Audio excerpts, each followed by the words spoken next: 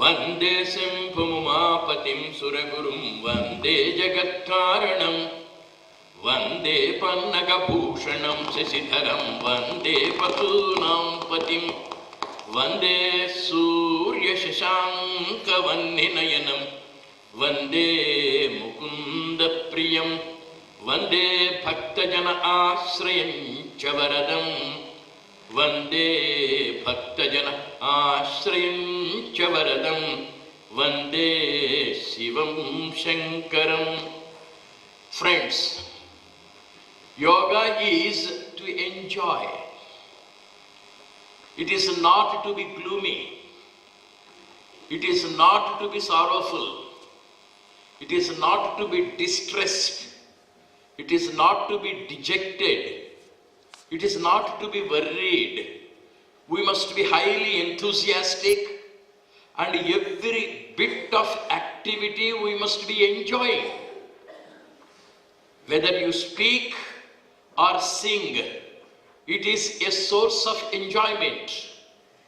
When you eat, you enjoy the food. When you read, you enjoy the subject. When you meditate, you enjoy that meditation. Everywhere there is enjoyment. We must feel that excitement, ecstasy, happiness. Otherwise, it is dull, morose, gloomy. Yoga does not ask us to be sorrowful. Arjuna has arrived on the battlefield with all enthusiasm. He is up and doing. He wants to kill the enemies. He is very dynamic, very enthusiastic, but suddenly he became dull. Suddenly he became dejected, sorrowful. Krishna, I don't want to fight. Krishna, I don't want to read. Krishna, I don't want to marry. Krishna, I don't want to be alone. Krishna, I don't want to do anything. I don't want to sleep. I don't want to eat. I find everything boring. I don't want anything. That's a type of dejection. That's a type of withdrawal, unwillingly. It is not a happy withdrawal. Then Krishna says, no, it's not correct. Tasmat yogi bhava Arjuna. May you be a yogi so that you can enjoy every action of yours. And what is the source? Mind. Can't you hold it? Can't you withhold it? Can't you be a witness to it? Arjuna, your mind is your product. Your mind is in your hand. Just as your body has to listen to you, your mind should listen to you. Are you free from the mind, or is the mind free from you? If you give freedom to the mind, you are a slave. If you are free from the mind, you are the boss. Enjoy every activity, and that is Bhakti Yoga. And Sri Krishna, when he asks Arjuna to hold, withhold, or be a witness to the mind, Arjuna says, I'm sorry, Krishna. Chanchalam himara Krishna. It is moving. It is unsteady. It is moving from place to place, thought to thought, object to object. It is never steady. I am unable to hold it. Vayoriva dushkaram. Even air I may have to hold. I may succeed in holding, but not the mind. I am unable to control it. I am unable to suppress it. I am unable to annihilate it. What am I to do? Then Sri Krishna gives many alternatives. One of the alternatives in Bhakti Yoga is sublimate the mind.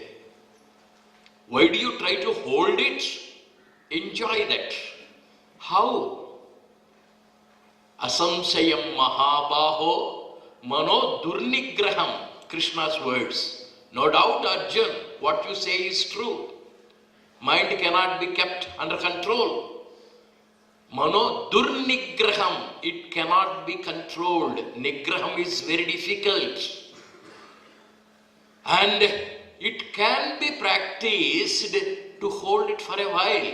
Abhyasa, practice. Vairagya, dispassion. With these two weapons, try to hold it. And you may even succeed in enjoying it. Now we shall see some steps. Number one, suppose we are traveling by a train, evening, between 5 and 6 o'clock. Train is going at a high speed, about 100 and 120 kilometers. And evening sunset, after sunset twilight, gentle breeze, cool breeze, you are looking through the window.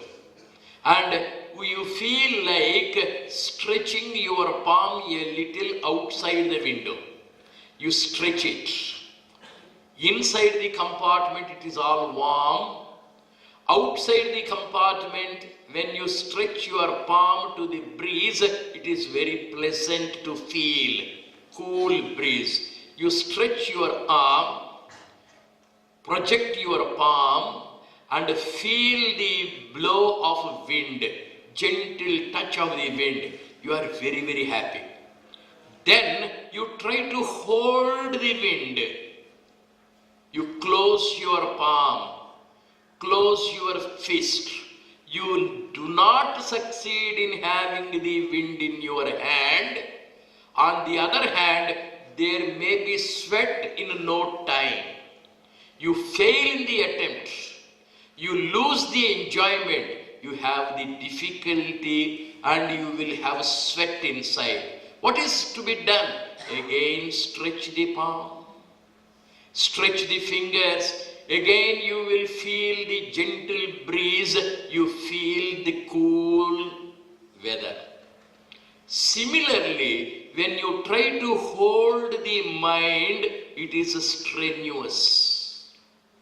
It is difficult. You cannot control it. And on the other hand, it may give you headache also. When you sit trying to control the mind, it becomes such a torture. Sometimes you will get even headache. You cannot hold the wind. You cannot feel the coolness. And on the other hand, you will feel a little sweat in your palm. Therefore, what is the best way? Stretch your fingers. Let the wind touch the palm and pass through the fingers. You enjoy the movement of the mind. By doing what? By being a spectator to the mind. Sit. Let the mind think. Any number of thoughts, let them come. You be an observer. You be a spectator. You just be a witness. Sri Ramana says, be an observer. It is enough if you try to observe. Gradually thoughts recede. The flow of thoughts will not be perceptible. There is only the coolness. You may have the movement of the wind felt. You do not have any poignant thought remaining in your mind. Therefore, one of the ways is to be a spectator. In the same train example, if you take, you are looking through the window. The window is of rectangular shape. The other end, you see a tree. When the tree moves, your eyeball also moves. Up to what extent? Till you come to the last bit. And again your eyes go to the front. A hill is seen. This time the hill, until it goes, passes by, your eyeball comes. Next another object, next another object. You continue to look at the nature-free treetops, hilltops, telephone posts, birds, clouds, and after some time, after 10 or 15 minutes, you will be looking at nothing. The things will be passing by. you enjoy the scenic beauty without any object getting registered in your mind. It's a very common example. You will be happy. Similarly, when you are lying on the berth in the train, it may be initially a disturbance when the train is moving on the rails, the sound. After some time, it becomes rhythmic. And that rhythmic sound will be like a lullaby. You try to sing some song or hum some song, the train's sound will be like a background music and you will be lulled to sleep. Whichever is a nuisance. Same is the case with the Maitri Milan speaker. When we come first begin to speak, you feel, this fellow can stop. And after some time, the words, the sentences, the thoughts, nothing goes into the ears. We will be just looking at him and listening not to him. Mind will be elsewhere. Sahanavavatu. Then we will just, thank God, God relief. See, you observe. In the observation, there is withdrawal. If you observe with concentration, there may be a problem. Many thoughts come, many words come, many objects come, many people we see, hundreds and thousands of people we come across in society. Experiences are infinite. How many are being registered? Janmas are infinite. Are we not able to withdraw them? And at the same time, you will be enjoying the movement of the wind, enjoying the movement of the objects, enjoying the rhythmic sound. And this is called sublimation. Sublimation is Bhakti Yoga. Every sense in the body must be elevated to a higher status to enjoy it. Sri Ramakrishna has practiced it. Such a great giant he is. When he was behaving like a madman on account of divine intoxication, some friends thought that he should be getting married. He got married. He continued to be mad. Therefore, he was taken to a prostitute. Sri Ramakrishna, as Gadadhar, was taken to a very beautiful girl, a prostitute. And Sri Ramakrishna went there. She opened the door. She was well dressed, excellent makeup. And Sri Ramakrishna looked at her. Ma, you are Kali. You are goddess. And he got intoxicated to a height of divine ecstasy. And the lady in front of him thought, what a strange man. She got transformed because there was a divine thought applied to her. And he himself was elevated to the heights. In that human beautiful structure, he was able to see divinity. And that girl's name is Vinodini. She is a very young, beautiful girl. She played the role of Chaitanya Prabhu on the stage. Sri Ramakrishna looked at him in the male garb. It was actually a lady. And he requested Girish to take him to that girl. And she was not of very good moral structure. The moment she was seen, the moment the divinity in her was seen, she was transformed, he was elated. Object is same, the attitude.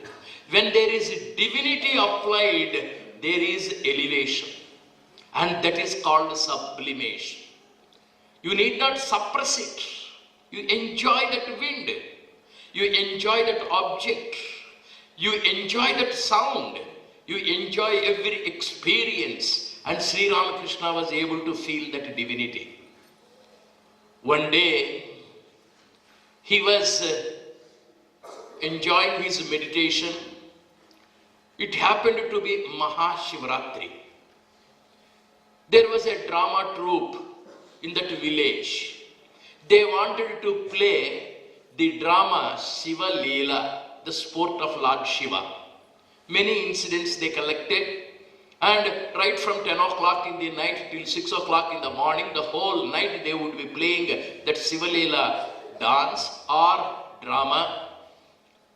There was a drama troupe and a particular person was to play the role of Lord Shiva. That fellow, that actor, drank heavily. He was unable to open his eyes. He was unable to stand up. He got so intoxicated, he fell asleep. He was like a log on the floor. The drama producer, director, other actors, they felt sorry. How can there be Shiva Leela without a man to play the role of Lord Shiva? They were searching for somebody. Sri Ramakrishna drew their attention. The drama troupe director went, Gadadharji, yes, what do you want? Today we are playing the drama Shiva Leela. You please and take up the makeup of Lord Shiva. Gadadhar said, I am not an actor. I do not know how to make delivery of the dialogues. What can I do there? No sir, please come. You need not have any dialogues. You please come and sit with a Abhayahasta, that's all. We will do the remaining. Gadadhar now is being given the makeup of Lord Shiva. They brought a wig and they placed the face of Ganga. They brought a snake, image of snake, and they placed it round the neck. And they brought a tiger skin, it was round his loin. Finally, they were applying vibhuti all over his body. When ash is being besmeared all over his body, when the touch of ash was close to him, he felt divinity. He remembered Shiva. He remembered Ganga on his head. He remembered the snakes crawling all over his body. He remembered that sacred ash being besmeared on the entire body of Lord Shiva, and he was slowly getting risen to the heights of Shiva consciousness. His eyes were half closed. Om Namah Shivaya. Om Namah Shivaya. His mind was getting absorbed because of the sense of touch and makeup. He was enjoying it. And all the people were surprised. The drama troupe around, they started doing Namah Shivaya Japam. All the audiences came because Ramakrishna himself was absorbed in Shiva consciousness. They all started doing the bhajan of Shiva, and the entire night there is real Mahashivaratri. Everybody enjoyed the Shiva consciousness. It is sense sublimation. We can take our senses to the divinity.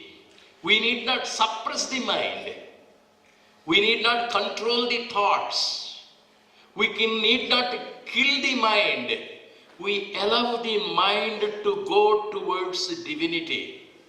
The sense of touch should remind us of Lord Shiva's body and ashes, or the garland of Sri Krishna.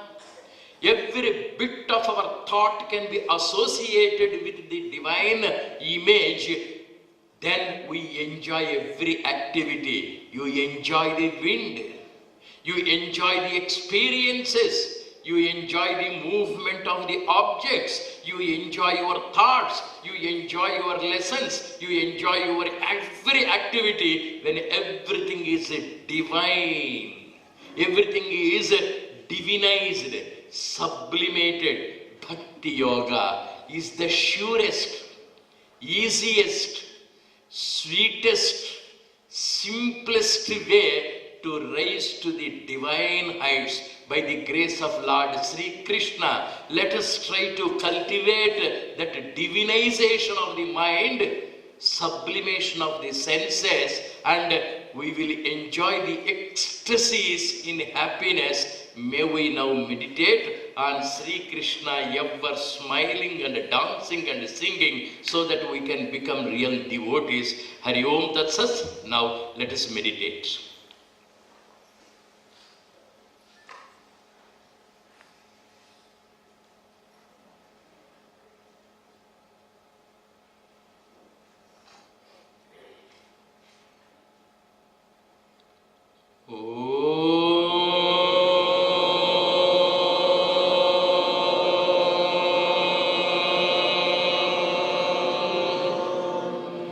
Asato ma sadgamaya tamaso ma jyotirgamaya mrityorma mrutangamaya.